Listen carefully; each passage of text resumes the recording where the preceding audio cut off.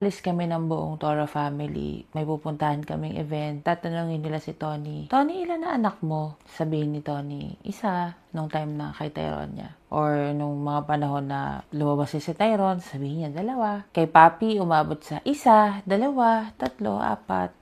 Tapos pag tinanong ako, ilan na anak ni Marie? Sasabihin ko, yan, mga anak ko yan lahat. Wala pang anak si ate, sasabihin ni Tony. Pero siya ang mama ng bahay. Alam mo yun, yung lagi niyang pinaparamdam sa akin na mama ako ng bahay kahit wala akong sariling anak na wala pang lumabas sa akin. Lagi niyang pinapalubag yung loob ko, kino-comfort niya ako sa ganung paraan. Kaya nung hawak ko na yung anak ko, hindi ko napigilang hindi maluha. Kasi kaya ko nang sabihin na meron na akong sarili, meron na akong akin.